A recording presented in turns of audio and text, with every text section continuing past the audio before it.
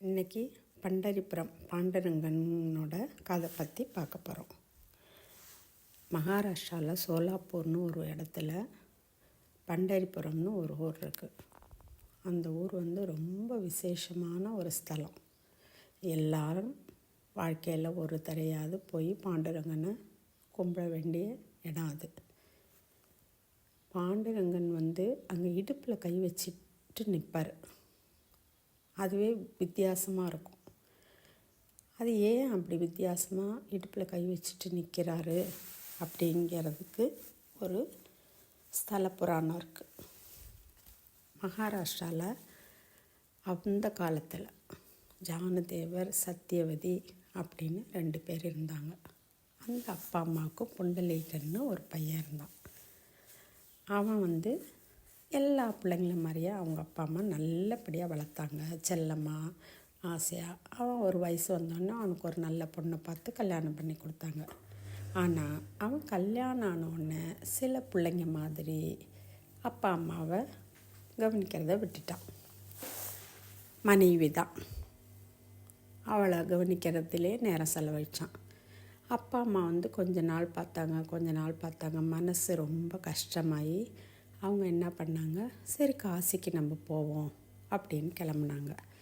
அந்த காலத்துலலாம் bus, car, ட்ரெயின்லாம் கிடையாது. குதிரை இல்லைன்னா நடந்து தான் போவாங்க.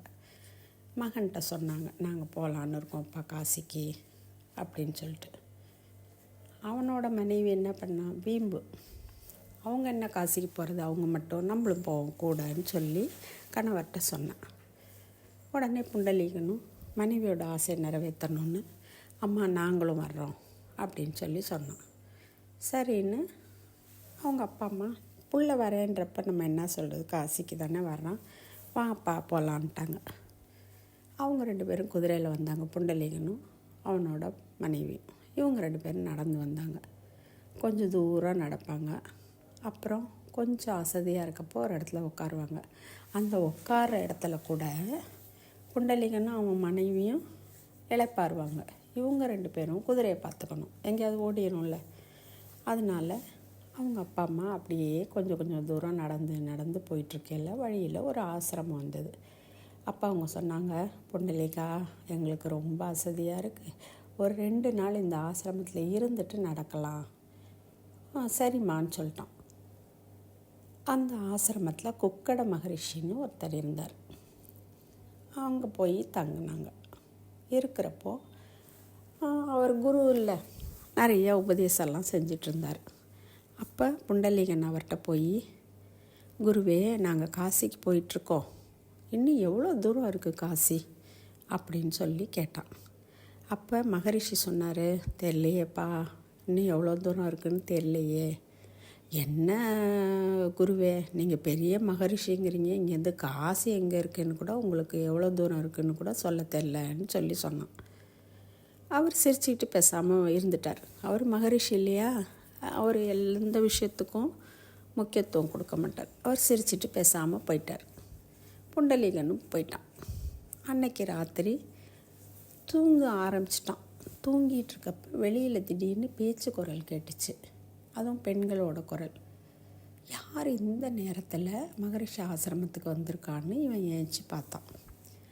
4-5 பொண்ணுங்க, அவ்வளோ ஒரு அழுக்குன்னா அந்த மாதிரி ஒரு அழுக்கு, மகரிஷி ஆசிரமத்தெல்லாம் சுத்தம் பண்ணிவிட்டு அந்த நேரத்தில் மகரிஷிகிட்ட போய் ஆசீர்வாதம் கேட்டாங்க. அவர் ஆசீர்வாதம் பண்ணார். அடுத்த நொடியே அந்த பொண்ணுங்கள்லாம் அவ்வளோ அழகாக மாறிட்டாங்க. அதுக்கு அடுத்த நொடி அவங்க காணா போயிட்டாங்க.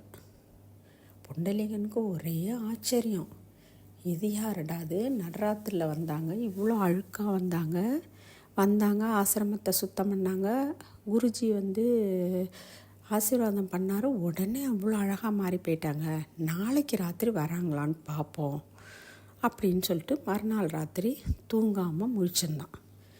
அதே மாதிரி அந்த பொண்ணுங்களும் வந்தாங்க, அதே மாதிரி அழுக்காக வந்தாங்க, ஆசிரமத்தை சுத்தம் பண்ணாங்க, மகரிஷிகிட்ட ஆசீர்வாதம் வாங்கினோன்னே அழகாக ஆயிட்டாங்க. இவன் வேகமாக போய் அவங்க கிளம்புறப்ப, நீங்கள் யார் என்னன்னு கேட்டான்.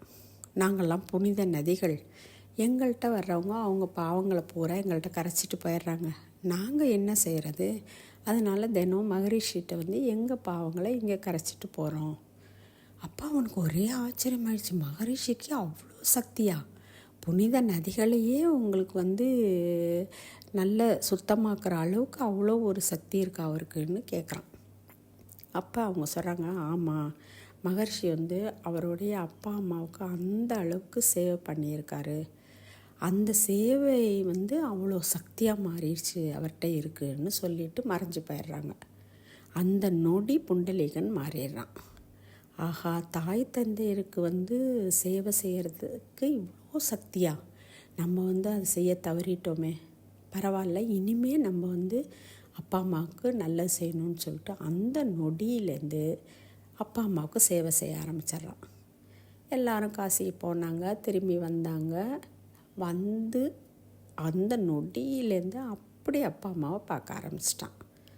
அப்பா அம்மாவை பார்த்து சேவை பண்ணிகிட்ருக்கப்ப ஒரு நாள் ராத்திரி அப்பா அம்மாவுக்கு கை கால் அழுத்தி தூங்க வச்சிட்ருக்கான். அப்போ கிருஷ்ணர் நினைக்கிறாரு, ஆஹா, பகவான் நினைக்கிறாரு, ஆஹா, புண்டலீகன் எந்த அளவு சேவை செய்கிறான், அவனுடைய பெருமைகளை உலகத்துக்கு நம்ம தெரியப்படுத்தணும்னு நினச்சார். பகவான் நினச்சா நிற்பாரா? அந்த நொடியே புண்டலீகன் வீட்டுக்கு சாதாரண மனுஷங்க மாதிரி அவரோட ருக்மணியும் வந்துட்டாங்க. அந்த நேரம் அப்பா அம்மாவை கால் கையழுத்தி தூங்க வச்சிட்ருக்கான். அவன் பார்த்துட்டான், யாரோ நம்ம வீட்டுக்கு வந்திருக்காங்க அப்படின்னு சொல்லி. அப்போல்லாம் யார் வந்தாலும் அவங்கள வாங்கன்னு சொல்லி உபசரிப்பாங்க அந்த காலத்துலலாம். இப்பையும் நம்ம செய்கிறோம், இருந்தாலும் அந்த காலத்தில் விருந்தினர்களை உபசரிக்கிறதுல யார் என்ன அதெல்லாம் கேட்க மாட்டாங்க. நம்ம வீட்டுக்கு வந்திருக்காங்க, அவங்கள கவனிக்கணும், அதுதான் அவங்களுக்கு முக்கியம். புண்டலீகனுக்கு ஆஹா, அப்பா அம்மாவை தூங்க வைக்கணுமே, வாசலில் யாரும் வந்திருக்காங்களேன்னு இருக்குது. அந்த நேரம் மழை பெஞ்சு வாசலில் ஒரே சேறு சகதி வேற. என்ன செய்யறதுன்னு அவனுக்கு தெரியல. பக்கத்தில் ஒரு செங்கல் இருந்தது வீட்டுக்குள்ளே. அதை தூக்கி வாசலில் போட்டு ஜாடையிலே சொல்கிறான், நீங்கள் 2 பேரும் அந்த செங்கல் மேலே நில்லுங்க, நான் எங்கள் அப்பா அம்மாவை தூங்க வச்சுட்டு வந்துடுறேன்னு சொல்லி. கிருஷ்ணரும் கொஞ்ச நேரம் நிற்கிறார், ரொம்ப நேரம் நிற்கிறாரு. அவரால் கால் வலி, கிருஷ்ணரும் ருக்மணியும் இடுப்பில் கை வச்சுட்டு நிற்க ஆரம்பிச்சிட்டாங்க, கால் வலி தாங்காமல்.